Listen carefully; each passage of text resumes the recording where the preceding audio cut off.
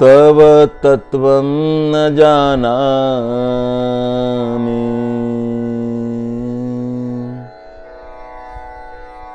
कीदृशोऽसि महेश्वर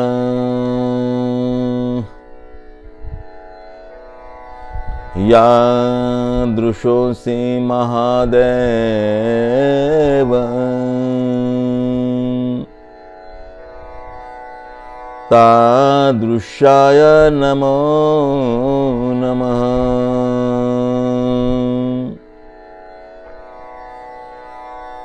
शिव महिम्न स्तोत्र का यह एक चरण है जो कहता है कि हे महादेव, हे महेश्वर, मैं तेरा तत्व नहीं जानता, मैं तेरी सूरत नहीं जानता, लेकिन जैसी भी तेरी सूरत होगी, जो भी तेरा तत्व होगा, उस तत्व को मैं वंदन करता हूँ, प्रणाम करता हूँ।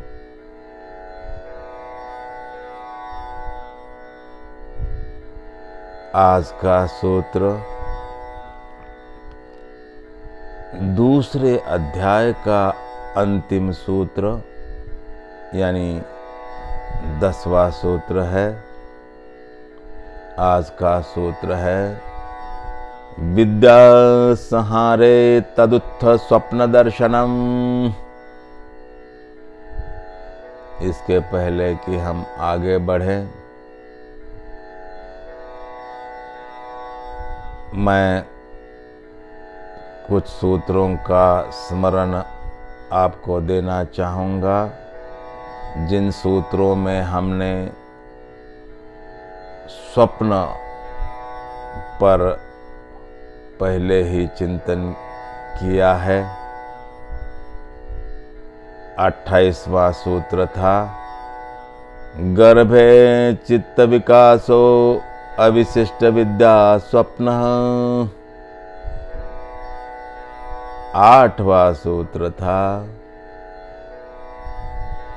स्वप्नो विकल्पाः और 6वां सूत्र था जागृत स्वप्न सुषुप्त भेदे तुर्या भोग सम्मित। स्वप्न क्या है, स्वप्नावस्था क्या है, स्वप्नावस्था के बाहर निकलने का मार्ग क्या है, इस पर इन सूत्रों में हमने चिंतन किया है। आज का जो सूत्र है उसमें शिव जी कह रहे हैं कि विद्या संहारे तदुत्थ स्वप्न दर्शनम। विद्या का अर्थ है अपने स्वरूप को जानना। विद्या का अर्थ है ब्रह्म विद्या। अविद्या में जीने वाला व्यक्ति मिथ्या जगत में भटकता है। मिथ्या जगत में भटकना ही स्वप्न है। विद्या यानी परम अद्वैत का अनुभव, जो सारे भेदों को मिटा देता है, जो सारे भेदों को समाप्त कर देता है। इस अद्वैतानुभव का विस्मरण होते ही भेदनिष्ठ विकल्प अर्थात स्वप्न तरंगायित होने लगते हैं, स्वप्नों का दर्शन हो जाता है। तुर्यावस्था एक निस्तरंग जलाशय की तरह है, जिसमें एक भी लहर नहीं है, एक भी तरंग नहीं है। उस जलाशय में चंद्र का एक ही प्रतिबिंब नजर आएगा, लेकिन जैसे ही हवा का झोंका आएगा, जैसे ही लहर उठेगी, तरंग उठेगी, हलचल होगी, प्रतिबिंब बिखर जाएगा। अब चांद टुकड़ों टुकड़ों में नजर आएगा। चांद एक ही है, चांद वही है, लेकिन बोध की धारा, होश का प्रवाह खंडित हो गया। जो जल आईना बना था वह बिखर गया। जैसे ही हलचल हो जाती है, तरंग उठती है, लहर उठती है, स्वप्न जगत अवतरित हो जाता है। ज्ञान का विस्मरण होते ही, ब्रह्मबोध का विस्मरण होते ही, फिर स्वप्नों के और विकल्पों के पिशाच आकर तांडव शुरू कर देते हैं। इसलिए सूत्र कह रहा है कि होश का दिया सतत जलता रहना चाहिए।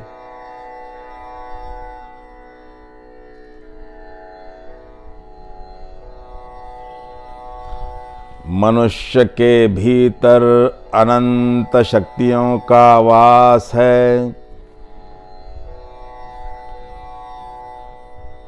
ध्यान के माध्यम से, तप के माध्यम से, योग के माध्यम से शक्तियां जग गई और आपको ज्ञान हो गया। आपने अद्वैतानुभव किया, आपने अमृतानुभव किया, आपने समाधि का अनुभव किया, आपने जागृति का अनुभव किया। आप भैरव हो गए, आप शिवावस्था में पहुंच गए। आपके भीतर ब्रह्म भाव का उदय हो गया। यह जो ब्रह्म भाव का उदय हुआ है, यह किसी भी परिस्थिति में, किसी भी हाल में इसका अस्त नहीं होना चाहिए। इसी ब्रह्म भाव को गुरु नानक साहब ने सुरति कहा है। यह सुरति किसी भी परिस्थिति में बिखरनी नहीं चाहिए। इसलिए साधक को प्रत्येक क्षण सतत दिन रात सजग रहना आवश्यक है, ताकि वह उसी भाव में बना रहे। आप एक शिखर पर जा पहुंचे हैं, उसी पर नहीं बने रहे तो आपका पतन सुनिश्चित है, आपका खाई में गिर जाना सुनिश्चित है। आप फिर वही पुराने रद्दी खद्दी आदमी बन जाएंगे। इसलिए होश को बनाए रखना आवश्यक है, ब्रह्म भाव को बनाए रखना आवश्यक है। बोध का दिया सतत जलाए रखना आवश्यक है। दिया बुझ गया तो जीवन की जागीर पर अंधेरे का कब्जा हो गया, समझ लो। हम फिर भटक जाएंगे, स्वप्न और विकल्पों की गलियारों में, फिर भूल भुलैया, फिर मृग मरीचिकाएं, फिर तितलियों के पीछे दौड़ना, यही तो करते आए हैं जन्मों जन्मों से। क्या मिला? मिले मोहपाश, मिला मायाजाल, मिली वृत्तियां, मिली कामनाएं, मिली तृष्णाएं, मिली निराशा, मिले दुख, मिली विवशता, मिला कारागृह। किसी तरह स्वप्न और विकल्पों के कारागृह से बाहर कदम रखा था, फिर भीतर खींच लिए गए। ज्ञान का, बोध का, होश का, ब्रह्म भाव का विस्मरण होते ही फिर स्वप्न और विकल्प चारों तरफ मंडराने लगते हैं। स्वप्न और विकल्पों के पिशाच चारों तरफ नाचने लगते हैं। विद्या संहारे तदुत्थ स्वप्न दर्शनम। ये जो हम बातें कर रहे हैं, ये बातें शिष्य से भी ज़्यादा व्यावसायिक गुरुओं के काम की है, उनके लिए ज़्यादा उपयोगी हैं। जो इस तरह की बातें करते हैं कि शिवलिंग पर जलाभिषेक करो, बिल्व पत्र चढ़ाओ, चढ़ाया हुआ बिल्व पत्र उठा लो और अपने मुंह में डालो, उसे चबाकर खा लो। आपकी सारी समस्याओं का निराकरण हो जाएगा, आपकी सारी इच्छाएं पूरी हो जाएगी। लोग उनकी बेहुदी बातों पर भरोसा करते हैं और उस पर अमल करते हैं। ऐसे गुरु यदि हम जो कह रहे हैं इन बातों को सुनेंगे और अपने शिष्यों को बताएंगे, तो शिष्य उस पर भी अमल करेंगे, उन्हें भी ज्ञान हो जाएगा, उन्हें भी बोध हो जाएगा, उनके भीतर भी ब्रह्म भाव पैदा हो जाएगा। ऐसा ब्रह्म भाव जिसका कभी अस्त नहीं होगा।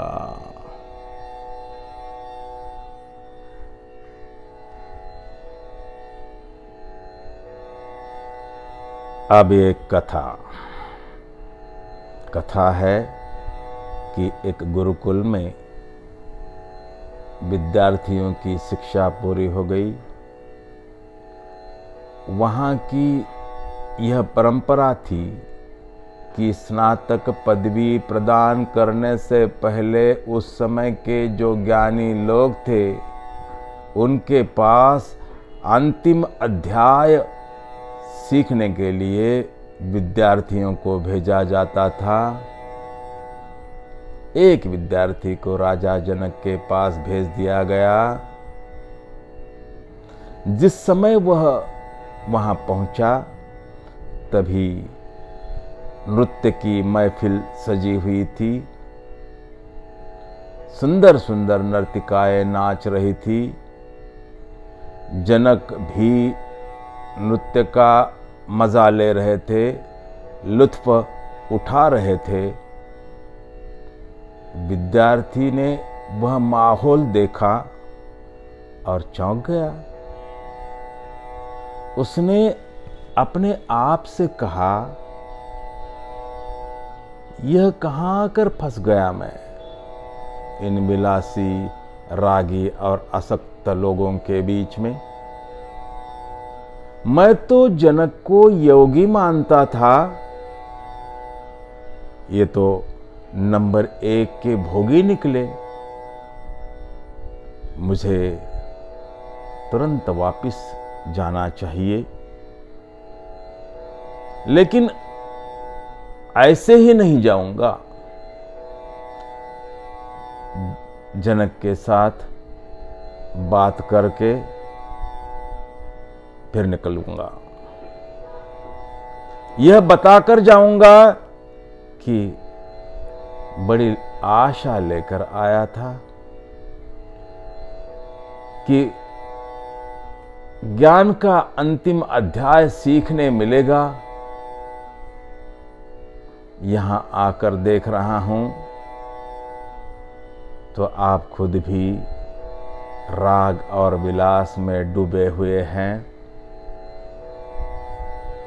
आपके सानिध्य में तो मैंने जो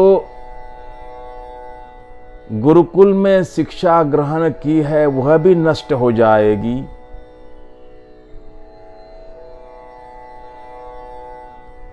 अवसर पाकर वह जनक के पास चला गया और जो जो उसके मन में था वह उसने कह दिया। यह भी कहा कि मैं बहुत निराश हूं, कल सुबह वापस लौट जाऊंगा। उसकी बात सुनते ही जनक ने ताली बजाई और 2 सैनिकों को बुला लिया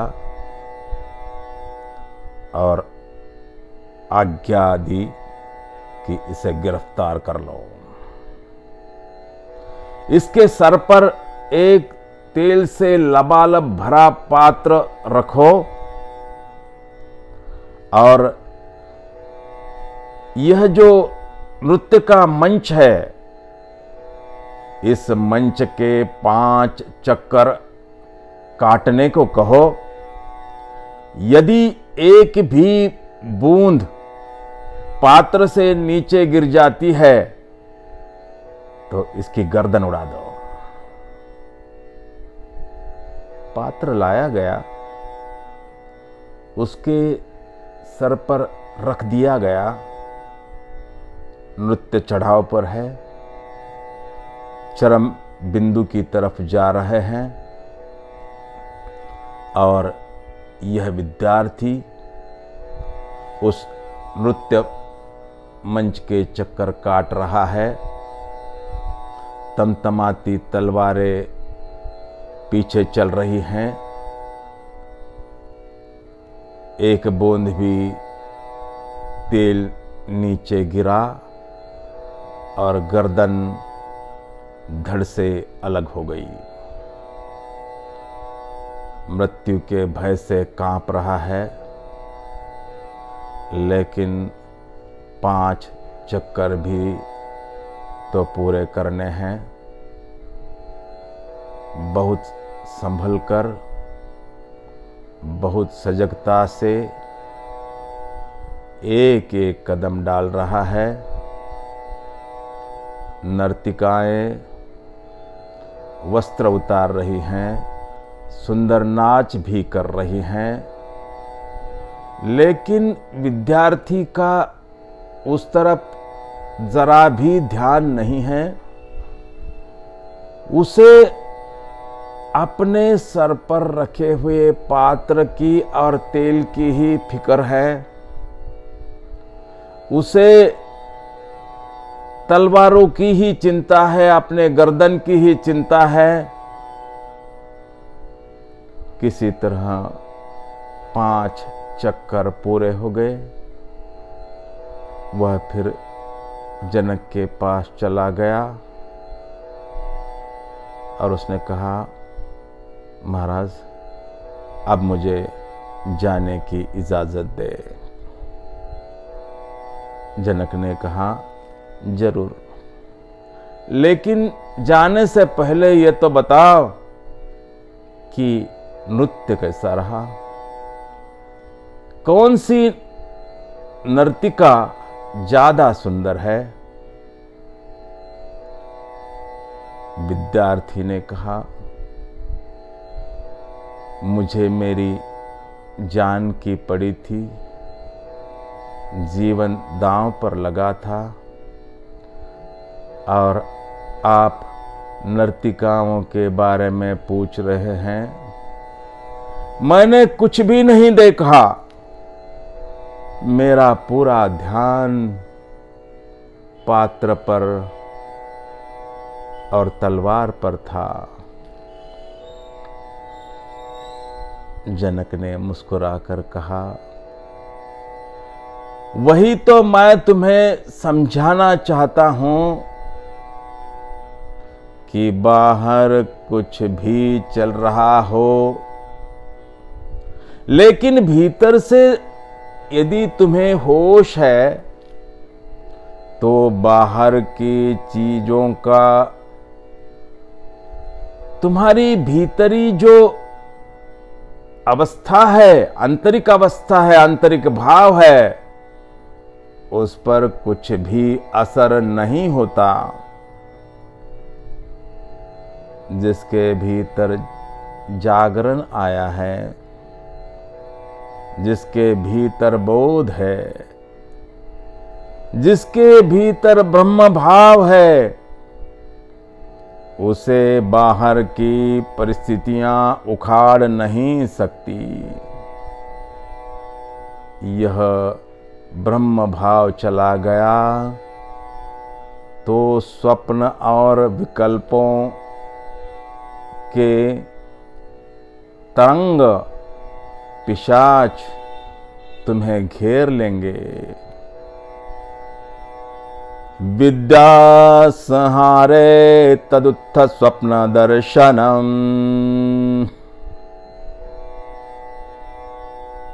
श्री शिवाय नमस्तुभ्यां।